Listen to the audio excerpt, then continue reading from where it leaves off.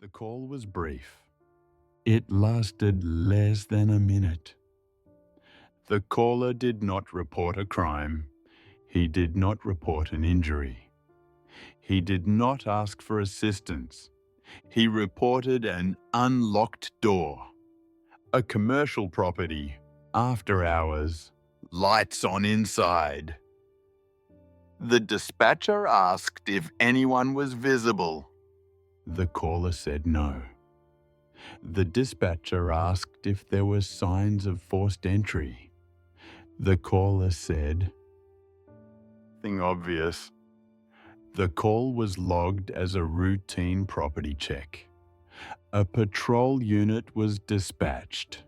Not urgently, no lights, no sirens. They arrived 9 minutes later. The door was unlocked. The lights were on. Nothing else appeared unusual. Officers entered the building. They conducted a standard sweep. No people were found. No signs of disturbance. No indication of a crime. The property owner was contacted. He confirmed the building should have been empty.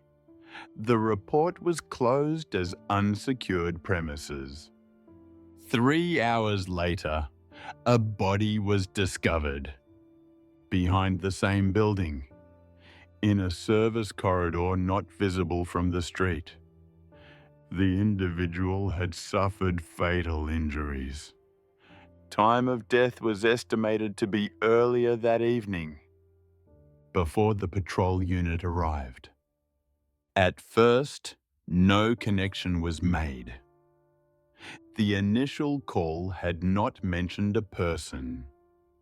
The patrol report had not noted anything suspicious.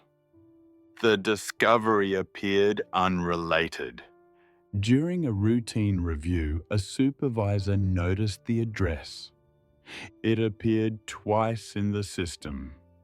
Once as a property check, once as a death investigation. The timestamps overlapped. When the initial call was reviewed, something stood out. The caller had not described an unlocked door as a concern. He had described it as a condition, as if confirming its state. Investigators returned to the scene. They reviewed the patrol's movements.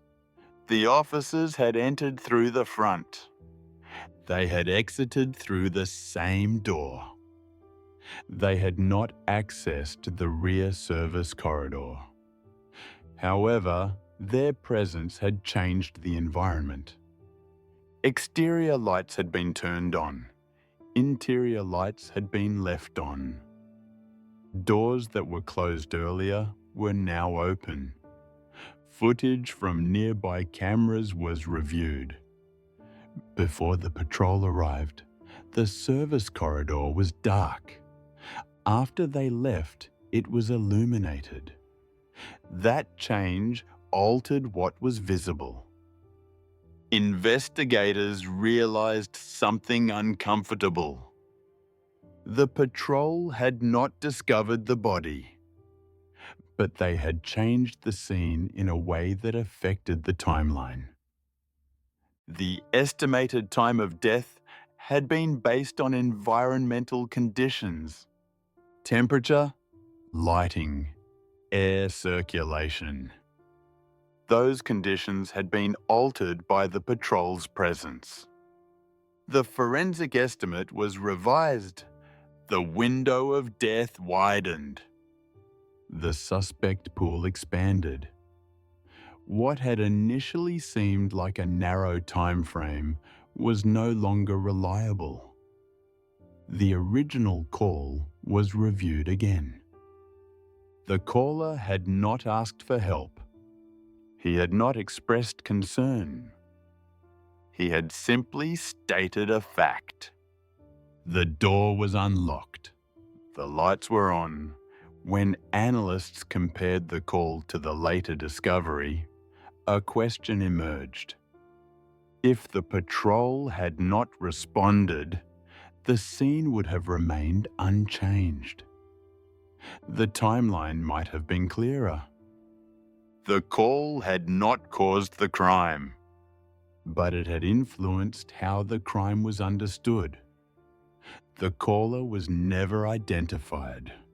The number used could not be traced. No follow-up calls were made. In the final report, the initial call was listed as unrelated. Procedurally, that was correct. No policy had been violated. But internally, the case was referenced differently, as an example of indirect influence. The call did not report violence. It did not predict death. It did not interfere intentionally. It simply caused the system to arrive too early. And in doing so, it changed what could be known afterward. The case remains open. Not because evidence is missing, but because the sequence of events can no longer be fully reconstructed. The recording is still stored. Not as evidence, but as a reminder that response itself can become a variable. And that sometimes the act of checking changes what will later be called the truth.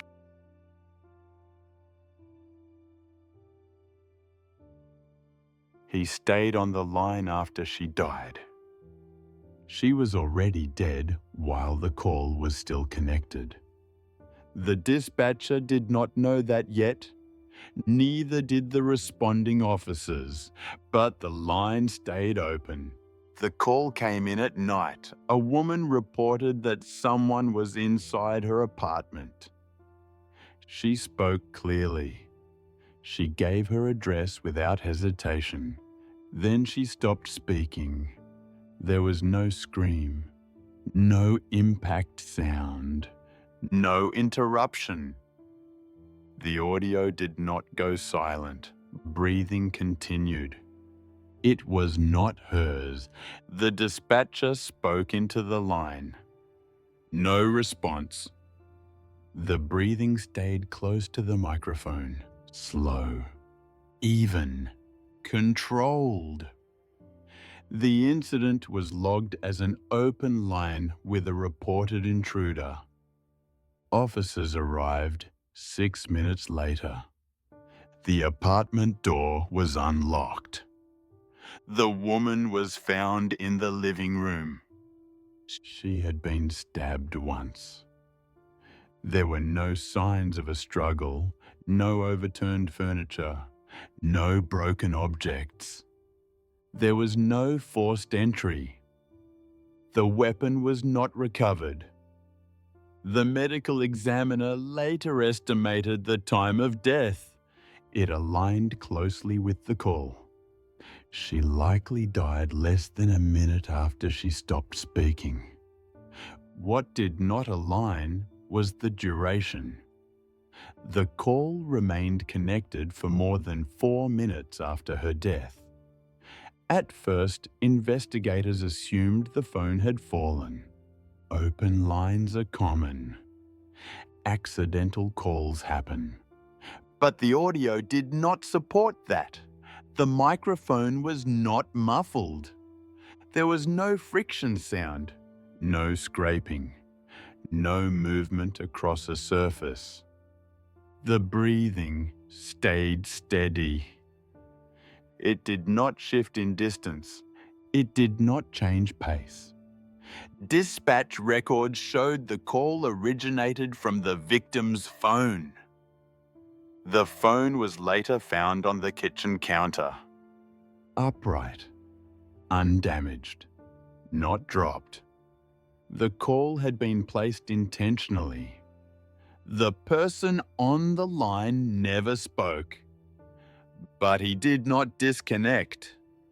Analysts noted the breathing pattern. It was regular, 4 seconds in, 4 seconds out. It did not match the victim.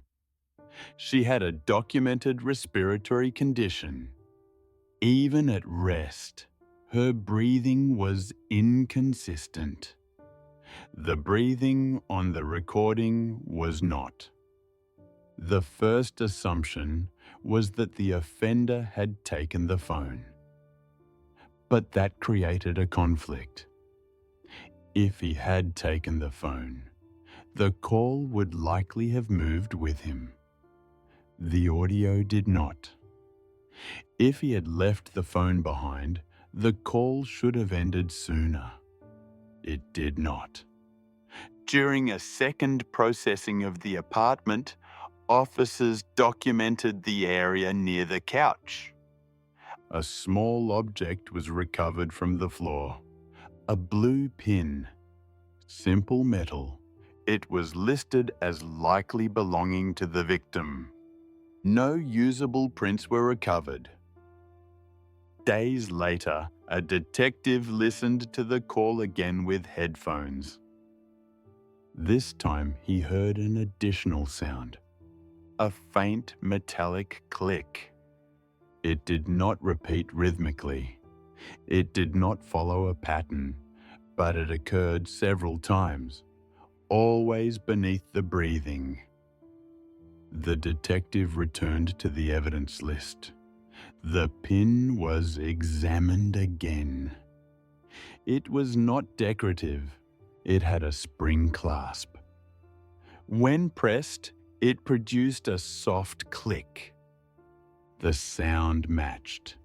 Not perfectly, not conclusively, but closely enough to remove one explanation. The breathing had not been the only thing recorded. Someone had been holding something and pressing it. The pin did not identify a suspect. It did not establish motive. It did not prove the offender remained inside the apartment. It only established proximity. Close enough to be captured by the phone. Close enough to be part of the audio. The call ended only when dispatch disconnected it. There were no footsteps recorded, no door sound, no voices near the microphone, nothing that confirmed when the breathing stopped. No confirmed connection between the victim and any suspect was found. There was no documented history of threats, no record of a restraining order, no prior calls to the address. The breathing was compared against known individuals. No match was made. The case remained open. Years later, during a routine review, an analyst noted a final inconsistency. The breathing did not change pace at the moment officers entered, not when they announced themselves, not when multiple voices were present in the apartment, not when the scene became active. The call captured a steady pattern. Then nothing. But not in a way that could be timed. The final note in the internal review was brief.